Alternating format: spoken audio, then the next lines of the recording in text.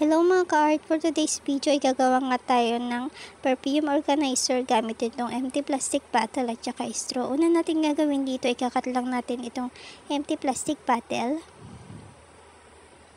Ikakat natin ito sa bandang taas niya, pagkatapos sa gilid, ayan pababa, ayan ganyan yung pagkakat niya. Tapos gagawa tayo dito ng tatlong patayo na ano lang siya, medyo manipis. Ayan, so kakat lang natin ito. Ayan siya. Magkakahiwalay siya. May pagitan yung bawat isa. Ayan. Ganito lang siya. And then, ganyan yung itsura niya. Pagkatapos kukuha tayo ng straw, ikakat lang natin ito. Ganito yung sukat niya. 5 yung ating gagawin. Medyo maliit siya, and then yung susunod medyo malaki, medyo mas mahaba siya. Ayan, taglima yung ating gagawin.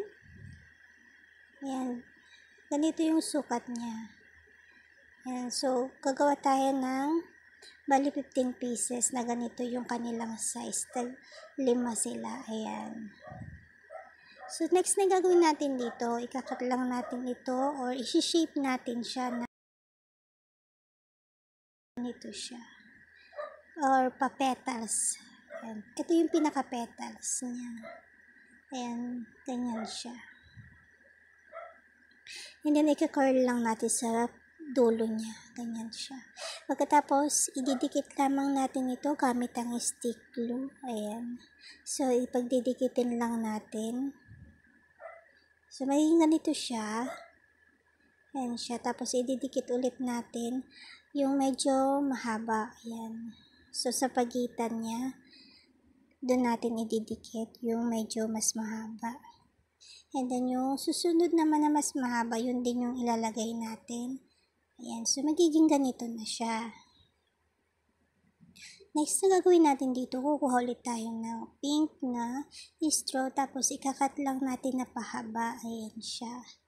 Tapos, didikitan din natin ito gamit ang stick glue at yun ang ilalagay natin sa pinakagitna niya, pinaka-center. Ayan. So, ganito siya. So, gagawa tayo ng tatlong ganito. Ayan. So, may nagawa na tayong tatlo. Ang next na gagawin natin dito ay kukuha ulit tayo ng isang straw na mahaba. Pagkatapos,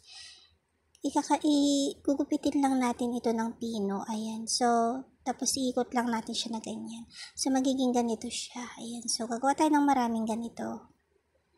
Ayan na siya. And then, next, kuha tayo ng kulay green na straw at ito yung ating gagawin na leaves. Ayan. Ito yung gagawin nating pinakadahon niya. So, ganito lang yung ating gagawin sa ating dahon. Kakat lang natin siya na ganyan. So, ito na yung ating nagawa. So, ito na yung ating mga gagamitin. Next, kukunin na natin yung ating kinat na empty plastic bottle. Pagkatapos, ilalagay natin itong pinakadahon. Unahin natin ilalagay ito. So, ayan na siya. Lalagay natin ng ganyan. Tapos, ilalagay na natin yung ating ginawang flowers. Ayan. So, tatlo lang ito. Ayan. So, ganyan lang siya. Ilalagay natin ito sa pinakagitna. Ayan. So, ganito lang siya kadaling gawin. Napaka-simple lang din niya. So, ayan. Ilalagay din natin itong flowers niya.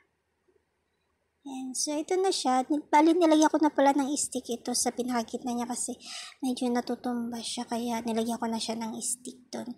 Pagkatapos, kumuha ko ng green straw. Tapos, ilalagay natin dito sa may gilid nito. Ayan. Para may design siya.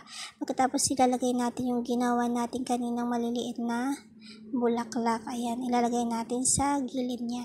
So, magiging ganito. Ayan na siya. So, napaka-cute niya nito. Ayan. So, ganun lang siya kadali. Napaka-simple lang niya. Pero, ang ganda-ganda nga. Ayan. So, ito na ang ating natapos. So, ito na. Nilagay na natin yung perfume. Ayan na siya.